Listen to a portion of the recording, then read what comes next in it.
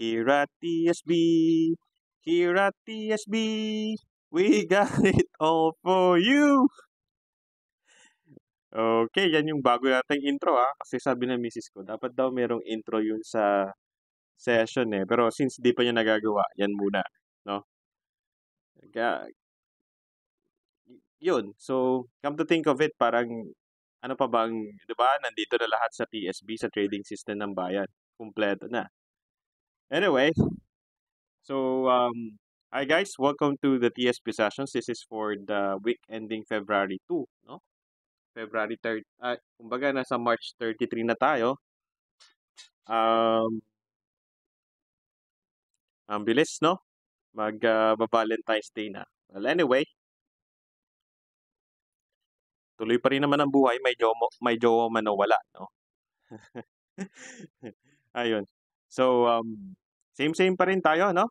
So, gawin na natin. So, katulad nung na-discuss natin sa, sa month-end na session natin, no? Sa January, sa PSEI, or sa market in general, makikita mo dyan, meron kang transition. I-open na lang natin yung multi-chart natin. So, dito sa multi-chart, kay PSEI, sa monthly, meron siyang transition coming from February. Coming from January. Ito yung pagkasabi-sabi natin na dapat yung price should close above dito or should stay above the close of the January candle. Para, tadaan, ganito pa rin ang itsura. Bullish continuation. So, nanakot lang kahapon, no, na parang tapish yung itsura niya kasi itong candle na to. Pero, February 2, it managed to stay above this one. Ngayon, di ba yung question na ano bang medyo bias natin at that time? Medyo, hindi naman sa confident tayo, no? Pero sinasabi natin, medyo malakas ang loob mo kasi kung titignan mo yung 3-month na time frame, bullish continuation pa rin siya. So, kahit man during the coming weeks, no, tong sa monthly mo, no, mag-dip siya sa monthly level, as long as bullish ka dito, no, na formation sa 3 months, hintayin mo lang na mag-break above siya dun sa level niya na to, no, para mag-transition si monthly into another bullish formation. So now that they are both bullish, so tuloy ang ligaya. Okay. So, yun, no? So, mapunta tayo sa mga individual na stocks, no? So, again, dun sa screening process na discuss natin sa trading system ng bayan, pwede kang mag-screen dito sa winners and losers or dito sa all stocks, no? Pero mas maganda kung meron ka ng screener. Kasi dito naka-screen na yung yung setup niya based sa trading system ng bayan na framework natin.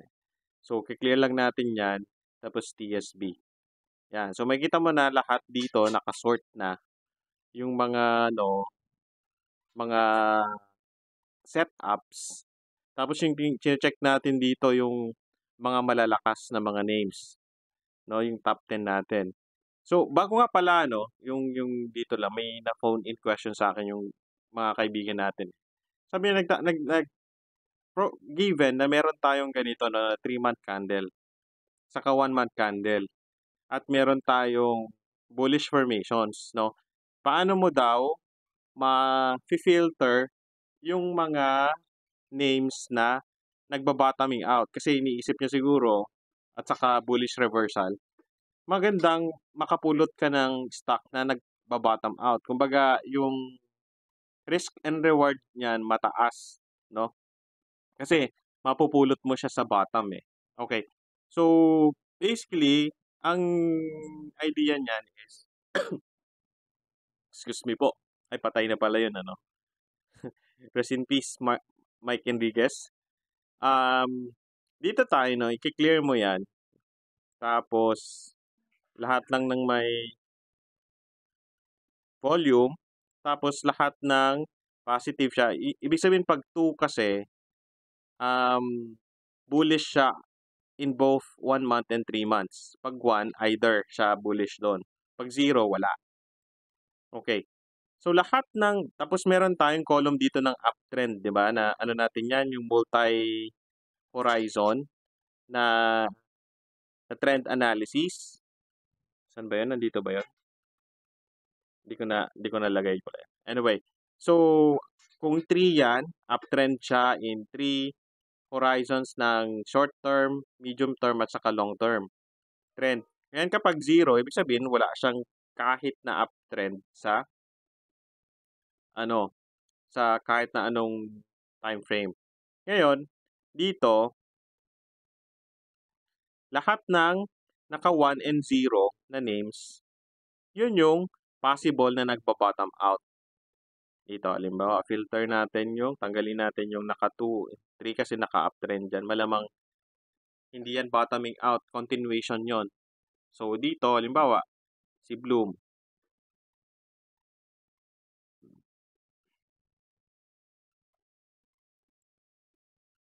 Dito, si Bloom.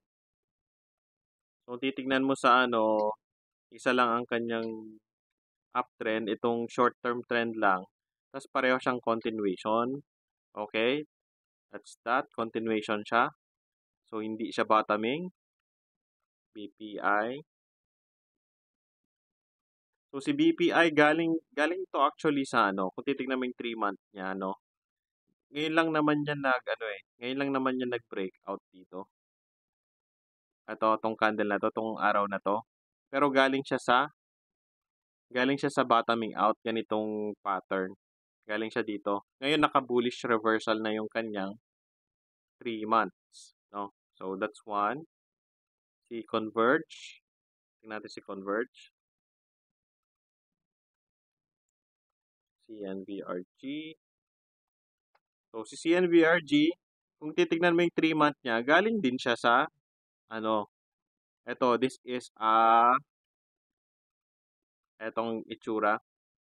Bottoming out. Red yung candle na una, tapos green siya, tapos hindi niya na-break yung upper body niya. So, eto yon, no? Na, naka ba to? Naka-day. Yan. Si Converge. So, ito, nagba-bottom out pa rin siya, no? Tapos tingin tayo dito sa may 0. Si ABA. Si ABA, wala siyang trend, pero naka-bullish trend na siya sa 1 month and 3 months. Yan yung sign na nagba-bottom out. Kung titingnan mo, topish siya continuation, pero bottoming out na siya. Okay? So, kung meron kang signal dito kung sakali, pwede mo tong nasa watchlist mo na yung mga nagba-bottom out. Kumbaga, nagba-bottom fishing ka. AGI. Yan. Okay. So, be it as it may, ganun maghanap ng nagba-bottom out based sa natin, based sa framework natin dito sa screener. Now, ang lang dito, ang suggestion lang natin, may cases naman talagang nagmamaterialize yung mga nagba-bottom out, no? Pero magba-bottom out ka kung parehong naka-bottom out din tong PSEI. Most of the time ganun. Ang kailangan mong maintindihan kasi nga yung mga nasa baba ngayon, no? Kapag maganda yung market, kung halimbawa si PSEI is hindi naman nagba-bottom out pala. Tingnan kung naka-continuation siya si PSEI, yung general market, no? Pwedeng mag-focus ka dun sa mga katulad ni general market na malalakas din, na hindi nagba-bottom out, naka-continuation ang niya. But I'm not saying na meron at meron kang mapupulot dito sa mga nagba-bottom out na tunay na nagba-bottom out. Okay? Nasusunod sa general market. It's just that lagging lang siya, lagging. Pero mas kumbaga mas ano yung time mo pagka nagfo-focus ka dun sa mga naka-leading din na mga stocks. Okay, so clear natin 'yan tapos ano natin si TSB, tapos gusto natin yung mga nasa uptrend, tanggalin natin 'yan. Tapos gusto natin yung parehong months ay naka-bullish, 'yan. So, puwede mo ng i-rank 'yan base sa ating ano, proprietary na ranking system tapos lahat ng leader, sort mo by color, ito, 'yan. It's the same as, um, gusto mo ng top 10, ito na lang tayo, 'no? So, yung top 10 dito. So, katulad nung ginagawa natin 'no, dito pe-paste natin, dito, ta's iisa-isahin natin. So, ito, I think ina-update ko 'to on a daily basis tapos pino-post ko 'to doon sa Instagrams and ano, 'pag tinatamad ka, yun na lang tignan mo yung nakakulay yellow, yun yung may trigger. Yung may trigger. Okay, so we go to ano, to the individual stocks. So kung si Monde, 2.9, 7%. Okay, si Mond Nissin, so na-spot natin 'to nung ano, nung kailan ba 'to? January 31 yata o nandito siya, na high breakout. Okay, so nag-high breakout tapos nagbaba lang ng konti nung February 1, nanakot lang ng konti. Pero hindi siya nag-close below dun sa low nito dito sa recent na swing low. So yun, tuloy ang ligaya, ganun pa din, 'no? I-che-check mo yung kanyang ano, eto 'yan, yung high mo ba, 'yan yung first na TP niya, tapos second TP, 'yan. Ganyan lang galawan ni Monde. So nakagalaw na siya 'no? BSC, okay. BSC unti-unting ano, nagchu-churn lang muna siya. Okay, naggaganyan 'no? So magkaiba ang churning at saka turning, So so yun, nagchu-churn pa lang siya. Kasi ang churning mas sosyal siya sa turning. Okay, Bloom. Okay, Bloom. So, kung nakuha mo 'to dito 'no, tapos, hold ka lang ta's may dagdag ka dito, hintayin mo, may pangatlo ka na dito na yung third na tranche kung sakali. So, yun. So, I think 'no, kung ano, mabalik tayo dito sa kung titingin ka ng stock na gusto mong puruhan 'no, puwede kang mag-start sa, retrace, sa classic na retrace, tapos may mini retrace yan or high breakout. Dagdag-dagdag ka na lang dun. Which is ito, classic example 'to 'no, kaka-trend shift niya pero nag-mini retrace, ay nag-classic retrace, this is a first classic retrace, tapos may high breakout and then next mo yung high breakout. Supposed to be maganda kung nag-mini retrace sana 'to 'no, pasok ka na sa ano yun, sa tatlong tranches. But anyway, ganun talaga yan. Okay, BDO. So si BDO ay 1, 2, hindi pa siya gumagawa ng swing high. Swing high, ano pa rin 'to swing high pa lang 'to 'no? Kasi itong high kasi na 'to, um, nag-create siya ng bagong high dito. So, ito yung kailangan mong 'pag may dalawang next candles dito na dalawa na hindi siya naging high, higher than this previous high. Ito na yung talagang swing high mo. Tapos yun yung, 'pag nag-break above dun, yun yung, breakout, high breakout na setup. Okay? So, tuloy-tuloy lang yan. GT Cap. Okay, ganun din, no?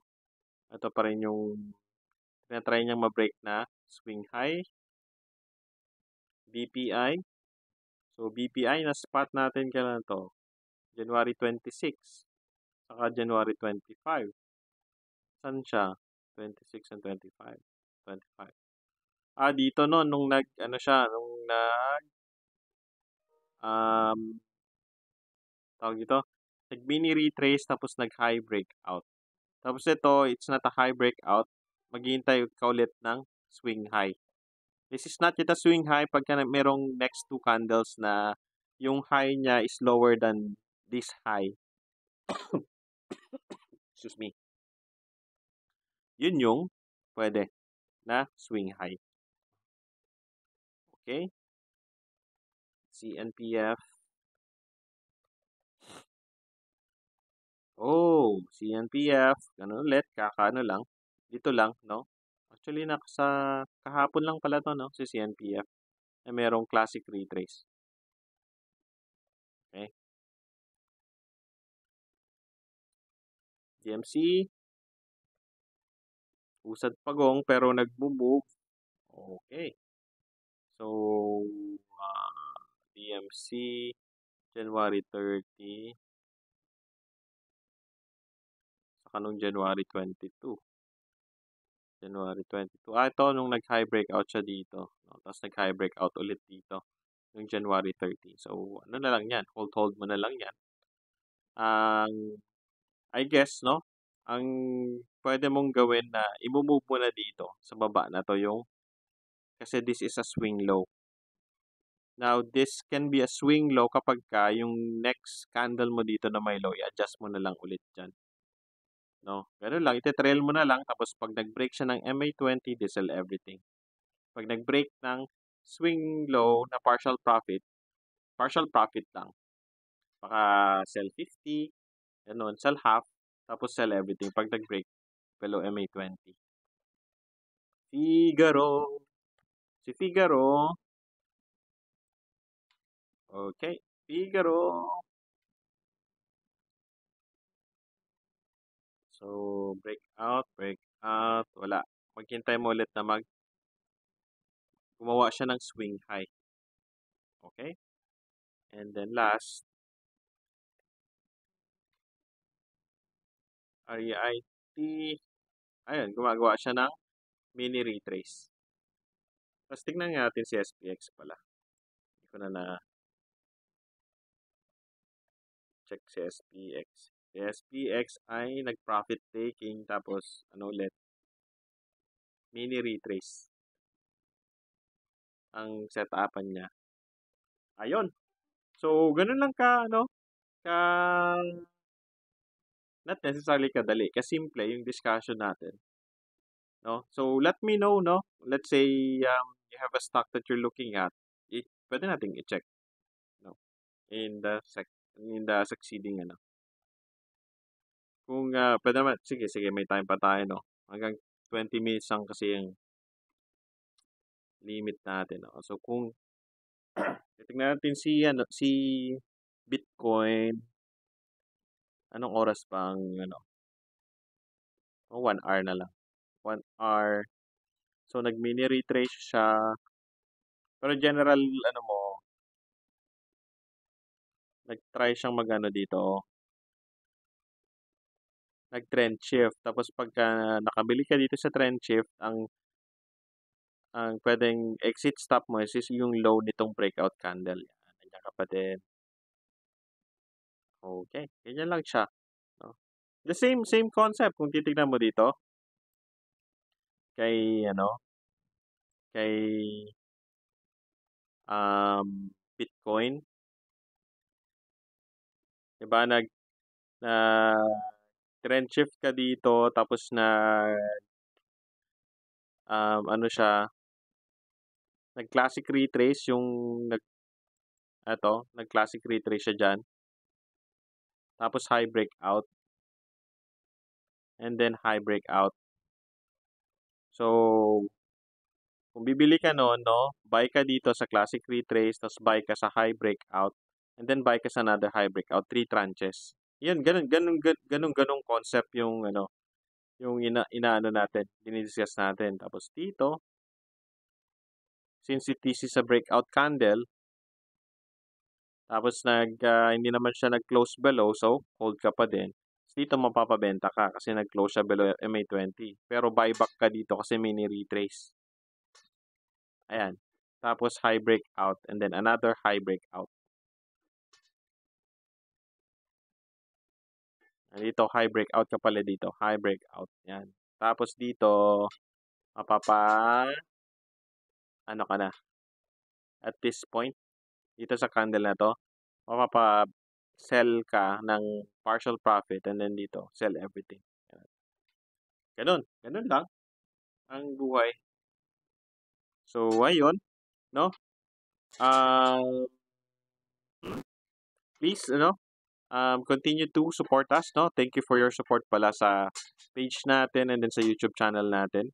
And then, please be active dito sa Financial Lemonade Trading Group. Kung anong questions nyo, tanongin nyo lang dyan. And then, we'll do our best to address your concerns. No? Ayun. So, this has been Mr. B signing off. Ano na yung, dapat may outro din pala ako, no? Paano nga ba yun? TSB, we got it all for you.